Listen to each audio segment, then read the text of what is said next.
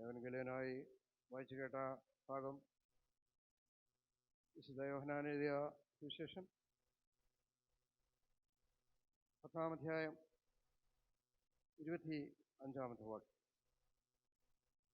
വിശുദ്ധ യോഹന്നാൻ എഴുതിയ സുവിശേഷം 10-ാം അധ്യായത്തിൻ്റെ 25-ാമത്തെ വാക്യം. യേശു അവരോട് ഉത്തരം പറഞ്ഞത്, ഞാൻ നിങ്ങളോട് പറഞ്ഞിട്ടുണ്ട്, എങ്കിലും നിങ്ങൾ വിശ്വസിക്കുന്നില്ല. എൻ്റെ പിതാവിൻ്റെ നാമത്തിൽ ഞാൻ ചെയ്യുന്ന പ്രവൃത്തികൾ എനിക്ക് സാക്ഷ്യം ആകും. എൻ്റെ പിതാവിൻ്റെ നാമത്തിൽ ഞാൻ ചെയ്യുന്ന പ്രവൃത്തികൾ എനിക്ക് സാക്ഷ്യം ആകും. പ്രാർത്ഥിക്കുക. ദൈവമായ കർത്താവേ, അടിയൻ്റെ വായിലെ വാക്കുകളും ഹൃദയത്തിലെ ധ്യാനവും നിനക്ക് പ്രസാദകരമായിരിക്കണമേ. കഴിവുകാരായിട്ടുള്ള മക്കളെ വാഴ്ത്തണമേ. യേശുവിൻ്റെ നാമത്തിൽ തന്നെ ആമീൻ.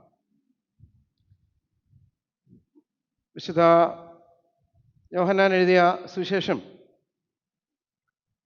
10-ാം അധ്യായത്തിൻ്റെ 22 മുതൽ 30 വരെയുള്ള വാക്യമാണ് ദേവൻഗലേനായി വായിച്ചു കേട്ട വാക്യം.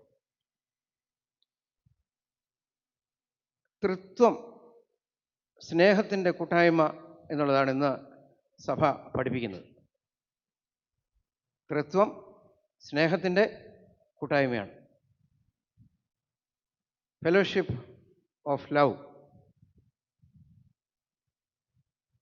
ലോകത്തിൽ പലവിധമായിട്ടുള്ള സ്നേഹം നമുക്ക് കാണാൻ കഴിയും. സ്ത്രീയും പുരുഷനും തമ്മിലുള്ള സ്നേഹം, ഭാര്യയും ഭർത്താവും തമ്മിലുള്ള സ്നേഹം, അപ്പനും മക്കളും തമ്മിലുള്ള സ്നേഹം, അമ്മയും മകനും തമ്മിലുള്ള സ്നേഹം, അപ്പനും മകളും തമ്മിലുള്ള സ്നേഹം, നമ്മൾ വളർത്തുന്ന നാൽക്കാലികളുമായിട്ടുള്ള നമ്മുടെ സ്നേഹം, മറ്റ് ജീവികളുമായിട്ടുള്ള നമ്മുടെ സ്നേഹം, പക്ഷികളും പറവകളുമായിട്ടുള്ള നമ്മുടെ സ്നേഹം, അയൽക്കാരും കൂട്ടായ്മക്കാരും തമ്മിലുള്ള സ്നേഹം. ഇങ്ങനെ ലോകത്തിൽ സ്നേഹം പല രീതിയിലാണുള്ളത്.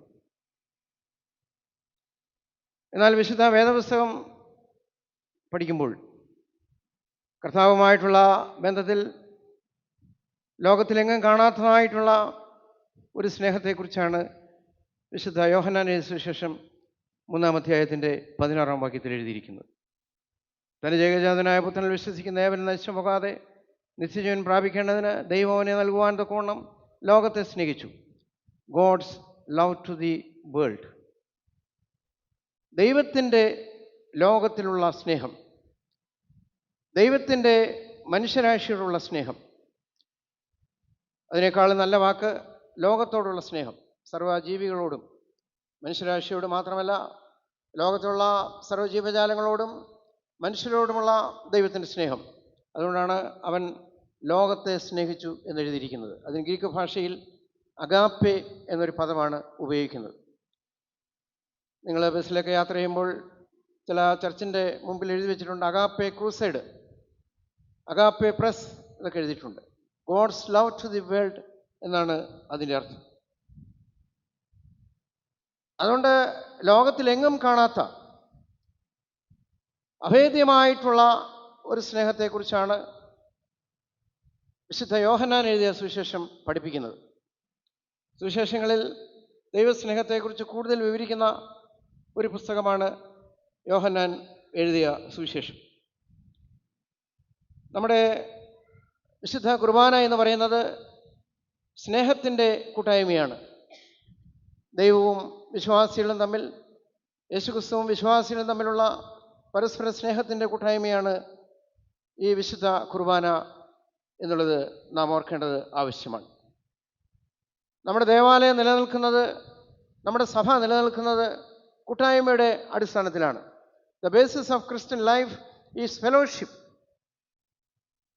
എങ്ങും ലഭിക്കാത്തതായിട്ടുള്ള കൂട്ടായ്മയുടെ അടിസ്ഥാനത്തിലാണ് ഈ സഭ നിലനിൽക്കുന്നത്. നമ്മുടെ പ്രാർത്ഥനാ കൂട്ടങ്ങൾ നിലനിൽക്കുന്നത് കൂട്ടായ്മയുടെ അടിസ്ഥാനത്തിലാണ്. നമ്മുടെ ദേവാലയം നിലനിൽക്കുന്നത് കൂട്ടായ്മയുടെ അടിസ്ഥാനത്തിലാണ്. വിശുദ്ധ കുർബാനയിൽ ഏറ്റവും പ്രധാനപ്പെട്ട ഒരു ശുശ്രൂഷയാണ് സ്നേഹചുംബനം അല്ലെങ്കിൽ കയ്യസൂരി എന്ന് പറയുന്നത്. ഇംഗ്ലീഷിൽ കിസ് ഓഫ് പീസ് എന്നുള്ളതാണ്. മദ്ബായിൽ നിന്ന് ലഭിക്കുന്നതായിട്ടുള്ള ദൈവത്തിൻ്റെ സമാധാനം അത് ജനങ്ങളിലേക്ക് കൈമാറുകയാണ്. കഴിഞ്ഞ ആഴ്ചയിൽ ഞാൻ ഓർപ്പിച്ചതുപോലെ ഈ വിശുദ്ധ കുർബാന അത് സ്നേഹത്തിൻ്റെ കൂട്ടായ്മ എന്നുള്ള ഒരനുഭവമാണ് നമുക്ക് അനുഭവമാക്കുന്നതിലും അത് രോഗങ്ങളിൽ നിന്നുള്ള ശമനവും പാപത്തിൻ്റെ ശാന്തിയും സമാധാനവും നിത്യജീവൻ്റെയും അവകാശത്തിലേക്ക് നമ്മളെ പ്രവേശിപ്പിക്കുകയാണ്. എന്നാൽ ഈ ശുശ്രൂഷ മുഴുവൻ പൂർണ്ണമാകുന്നത് തൃത്വ ഉപദേശത്തിലാണ്. തൃത്വം സഭയുടെ അടിസ്ഥാനപരമായിട്ടുള്ള വിശ്വാസം, വി ബിലീവ് ഇൻ ട്രിനിറ്റി, ത്രിയേക ദൈവത്തിലുള്ള നമ്മുടെ അചഞ്ചലമായിട്ടുള്ള വിശ്വാസം. തൃത്വത്തിൽ ഞാൻ വിശ്വസിക്കുന്നു. അത് നമുക്ക് എവിടെയെങ്കിലും വായിക്കാൻ പറ്റുമോ? തൃത്വത്തെക്കുറിച്ച് ഏതെങ്കിലും പുസ്തകത്തിൽ പറഞ്ഞിട്ടുണ്ടോ? നമ്മുടെ ആരാധന കഴിഞ്ഞ് നമ്മളെല്ലാവരും ഇരുന്നു. അപ്പോൾ ഇരിക്കുന്നതിൻ്റെ മുമ്പ് ഏതോ ഒരു പുസ്തകത്തിൽ ഏതോ ഒരു ഭാഗത്ത് നമ്മൾ തൃത്വത്തെക്കുറിച്ച് പഠിച്ചു. ഏതാത്? എല്ലാവരും വായിച്ചു കേട്ടു. ഏതാത്? നിക്കിയ വിശ്വാസ പ്രമാണമാണത്. നൈസ്യൻ ക്രീഡ്. AD 325 സഭാപിതാക്കന്മാർ ഒരുമിച്ച് കൂടി അവർ എഴുതിയുണ്ടാക്കിയതായിട്ടുള്ള ഒരു ഡോക്യുമെൻ്റാണ് നിക്കിയ വിശ്വാസ പ്രമാണം. നിക്കിയ എന്ന് പറയുന്ന സ്ഥലത്ത്, നൈസ്യ എന്ന് പറയുന്ന സ്ഥലത്ത് ഒരുമിച്ച് കൂടി അവർ വിശ്വാസം എഴുതിയുണ്ടാക്കി. അതിൽ ഗോഡ് ദി ഫാദർ, പിതാവായ ദൈവം ആരാണ്, പുത്രൻ തമ്പുരാൻ ആരാണ്, പരിശുദ്ധാത്മാവ് ആരാണ് എന്നുള്ളത് വ്യക്തമായി വിവരിക്കുന്നുണ്ട്. ഈ 10-ാമത്തെ അധ്യായത്തിൻ്റെ പശ്ചാത്തലം എന്ന് പറയുന്നത് യഹൂദന്മാരുടെ പ്രതിഷ്ഠോത്സവം. അതാണ് വായിച്ചു തുടങ്ങിയത്. അതിന് പറയുന്ന പേരെന്ന് പറയാമോ? ഹനൂക്ക എന്ന ഒരു പദമാണ് ഉപയോഗിക്കുന്നത്. ദൈവാരാധനയുടെയും ദൈവിക ശുശ്രൂഷയുടെയും തിരിച്ചുവരവ് കാണിക്കുന്നതായിട്ടുള്ള യഹൂദന്മാരുടെ ഒരു മഹോത്സവമാണ് ഹനൂക്ക എന്ന് പറയുന്നത്. ദൈവസാന്നിധ്യത്തിൻ്റെ തിരിച്ചറിവാണ് ഹനൂക്ക എന്ന് പറയുന്നത്. ആരാധനയുടെ അനുഷ്ഠാനങ്ങളും ആചാരങ്ങളും രീതികളും അത് പുനർസമർപ്പണം നടത്തുന്ന ശുദ്ധീകരണത്തിൻ്റെയും പുനർസമർപ്പണത്തിൻ്റെയും അനുഭവമായിട്ടാണ് ഈ ഹനൂക്ക പെരുന്നാളിനെ നമുക്ക് കാണുന്നത്. അതുകൊണ്ട് തന്നെ യോഹന്നാന്റെ സുവിശേഷം 10-ാം അധ്യായത്തിൻ്റെ 1 മുതലുള്ള വാക്യങ്ങളിൽ അത് ആരംഭം കുറിക്കുന്ന ഇതാണ്: ഞാൻ നല്ല ഇടയനാകുന്നു, നല്ല ഇടയൻ പേര് ചൊല്ലി വിളിക്കുന്നു എന്നുള്ളതാണ്. ഒരു പേഴ്സണൽ ബന്ധം, വ്യക്തിപരമായിട്ടുള്ള ഒരു റിലേഷൻഷിപ്പ്. ആ വ്യക്തിപരമായിട്ടുള്ള ബന്ധം യേശുക്രിസ്തുവുമായില്ല എങ്കിൽ ഈ ആരാധന ഒരിക്കലും ആരാധനയായി തീരുകയില്ല. 7 മുതൽ 10 വരെയുള്ള വാക്യങ്ങളിൽ ഞാൻ വാതിലാകുന്നു, ഞാൻ രക്ഷയുടെ വാതിലാകുന്നു, ഈ വാതിലിലൂടെ മാത്രമേ നമുക്ക് അകത്തേക്കും പുറത്തേക്കും പ്രവേശിപ്പാൻ സാധിക്കുകയുള്ളൂ. അതുകൊണ്ട് ഞാനാകുന്നു എന്നുള്ളൊരു പദം പല പ്രാവശ്യം ഇവിടെ ആവർത്തിക്കുന്നുണ്ട്. കേൾക്കുക, അനുഗമിക്കുക, നിത്യജീവൻ കൊടുക്കുക, നശിച്ചു പോകാതിരിക്കുക എന്നുള്ള പ്രക്രിയകളാണ് ഇവിടെ വിവരിക്കുന്നത്. കേൾക്കുക, അനുഗമിക്കുക, നിത്യജീവൻ കൊടുക്കുക, നശിച്ചു പോകാതെ ഇരിക്കുക തുടങ്ങിയ പ്രക്രിയകളാണ് ഇവിടെ ഉപയോഗിക്കുന്നത്. അതുകൊണ്ട് 24-ാമത്തെ വാക്യത്തിൽ യേശുവും പിതാവും തമ്മിലുള്ള അഭേദ്യമായിട്ടുള്ള ബന്ധമാണ് ഇവിടെ വിവരിക്കുന്നത്. നമ്മുടെ വിശുദ്ധ കുർബാനയായിത്തീരുന്നത് ഈ തൃത്വത്തിലുള്ള വിശ്വാസമാണ്. പരിശുദ്ധ തൃത്വത്തിലുള്ള വിശ്വാസവും പരിശുദ്ധ തൃത്വത്തിലുള്ള ആശ്രയമാണ് ഈ വിശുദ്ധ കുർബാന പൂർണ്ണമാക്കപ്പെടുന്നത് എന്നുള്ളത് പ്രത്യേകമായിട്ട് ഞാൻ ഈ സമയത്ത് ഓർപ്പിക്കുകയാണ്. ഈ തൃത്വത്തെക്കുറിച്ച് പ്രസംഗിക്കുമ്പോൾ നമുക്ക് പെട്ടെന്ന് ഉറക്കം വരും എന്നുള്ളത് എനിക്ക് അറിയാം. കാരണം പെട്ടെന്ന് പറഞ്ഞ് മനസ്സിലാക്കിക്കുവാൻ പ്രയാസമുള്ളൊരു ഭാഗമാണ്.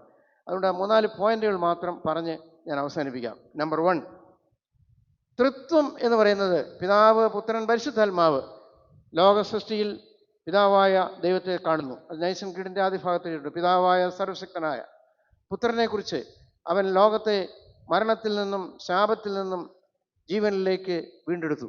ഇന്ന് പരിശുദ്ധാത്മാവിലൂടെ, കഴിഞ്ഞ ഞായറാഴ്ച നമ്മളത് ശ്രദ്ധിച്ചു, പരിശുദ്ധാത്മാവിലൂടെ ദൈവത്വത്തിൻ്റെ പൂർണ്ണ ആളത്വത്തെ നമ്മൾ മനസ്സിലാക്കുകയാണ്. അതുകൊണ്ട് വിശുദ്ധ കുർബാന അപ്പവീഞ്ഞങ്ങൾ വാഴ്ത്തി അച്ഛൻ പറയും, ഈ വിശുദ്ധതകൾ വിശുദ്ധിയും വെടിപ്പുമുള്ളവർക്ക് മാത്രം നൽകപ്പെടുന്നു. അതുകൂടാതെ പറയും, ഈ അപ്പം നമ്മുടെ കർത്താവായ യേശു മിശിഹായുടെ തിരുശരീരമായിരിക്കാൻ പരിശുദ്ധ റൂഹാ ഇതിനെ ശുദ്ധീകരിക്കുമാറാകട്ടെ. ഈ കാസായുള്ള വീഞ്ഞ് നമ്മുടെ കർത്താവായ യേശു മിശിഹായുടെ തിരുരക്തമായിരിക്കാൻ പരിശുദ്ധ റൂഹാ ഇതിനെ ശുദ്ധീകരിക്കുമാറാകട്ടെ. നമ്പർ 1, അഗാധമായ സഹവർത്തിത്വം തൃത്വ കൂട്ടായ്മയുടെ ഉറപ്പാണ്. ആളുകൾ തമ്മിലുള്ള അഗാധമായ സ്നേഹബന്ധവും സഹവർത്തിത്വവും ലഭിക്കുന്നത് ഈ തൃത്വത്തിലുള്ള നമ്മുടെ വിശ്വാസത്തിലാണ്. നമ്പർ 2, തൃത്വ ഫെലോഷിപ്പ് എന്ന് പറയുന്നത് ജീവന്റെ വെളിച്ചത്തിലേക്ക് തുറക്കപ്പെടുന്ന അനുഭവമാണ്. അന്ധകാരത്തിൽ ജീവിക്കുന്ന മനുഷ്യൻ ജീവനിലേക്കും പ്രകാശത്തിലേക്കും നയിക്കപ്പെടുന്നത് തൃത്വത്തിലുള്ള അഭേദ്യമായ വിശ്വാസമാണ്. നമ്പർ 1, അഗാധമായ സഹവർത്തിത്വം തൃത്വ കൂട്ടായ്മയുടെ ഉറപ്പാണ്.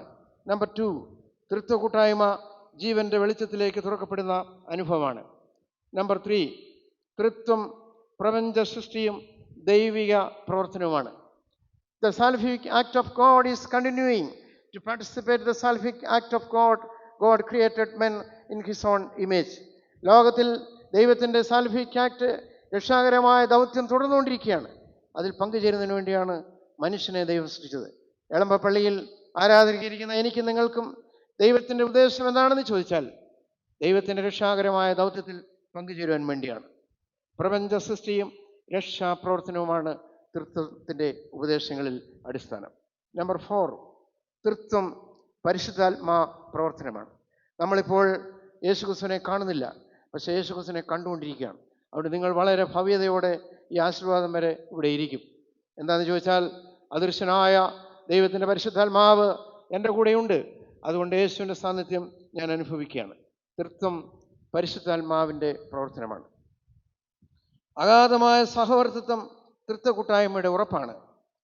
തൃത്വ കൂട്ടായ്മ ജീവന്റെ വെളിച്ചത്തിലേക്ക് തുറക്കപ്പെടുന്ന വാതിലാണ്.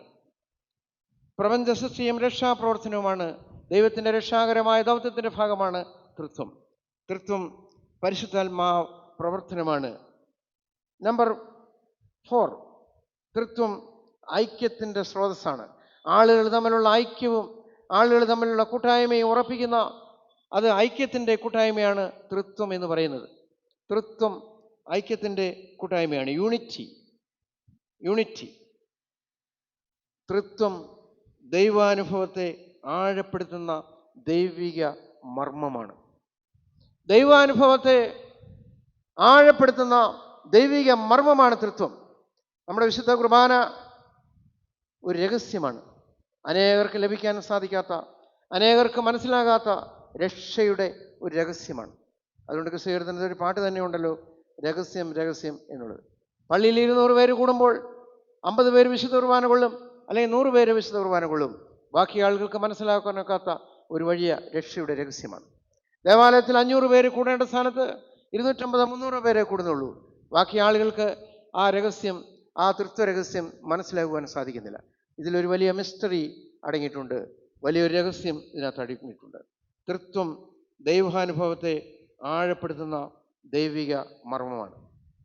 നമ്പർ 6, തൃത്വം നിയോഗത്തെ അർത്ഥപൂർണമാക്കുന്ന ദൈവിക ജ്ഞാനമാണ്.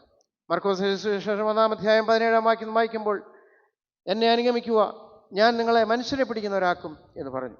അവർ ബോട്ടും വലയും എല്ലാം ഉപേക്ഷിച്ച് യേശുവിൻ്റെ പുറകെ ഇറങ്ങിപ്പുറപ്പെട്ടു, മനുഷ്യരെ പിടിക്കുന്നവരാക്കി. മനുഷ്യത്വം എന്ന് പറയുന്നത് ഇല്ലാത്ത ആളുകൾക്ക് മനുഷ്യത്വവും ദൈവത്വവും നൽകുന്ന ഒരു നിയോഗമാണ് തൃത്വം എന്ന് പറയുന്നത്. അപ്പോൾ നിയോഗത്തെ അർത്ഥപൂർണമാക്കുന്ന ദൈവിക ജ്ഞാനമാണ് തൃത്വത്തിലൂടെ അടങ്ങിയിരിക്കുന്നത്.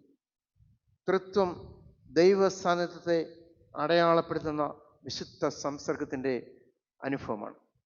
എന്തിനാണ് വിശുദ്ധ കുർബാന കൈക്കൊള്ളുന്നത്? ഈ വിശുദ്ധ കുർബാന നമ്മൾ കൈക്കൊള്ളുന്നത് യേശു എന്നോടുകൂടെ ഉണ്ട് എന്നുള്ളതിൻ്റെ ഉറപ്പും ധൈര്യവുമായിട്ടാണ് വിശുദ്ധ കുർബാന കൈക്കൊള്ളുന്നത്. യേശുവിൻ്റെ ഭൗതിക സാന്നിധ്യം നമ്മളോടൊപ്പം ഇല്ല എങ്കിലും യേശുവിൻ്റെ ആത്മീയ സാന്നിധ്യം എന്നോടൊപ്പം ഉണ്ട് എന്നുള്ളതിൻ്റെ ഉറപ്പും കാണപ്പെടുന്ന ഉപാധിയുമാണ് ഈ വിശുദ്ധ കുർബാന എന്ന് പറയുന്നത്. തൃത്വം ദൈവ സാന്നിധ്യത്തെ, ദൈവത്തിൻ്റെ പ്രസൻസിനെ അടയാളപ്പെടുത്തുന്ന വിശുദ്ധ സംസർഗമാണ് തൃത്വം. ദൈവ സാന്നിധ്യത്തെ അടയാളപ്പെടുത്തുന്ന വിശുദ്ധ സംസർഗമാണ് തൃത്വം. നിയോഗത്തെ അർത്ഥപൂർണമാക്കുന്ന ദൈവിക ജ്ഞാനമാണ് തൃത്വം.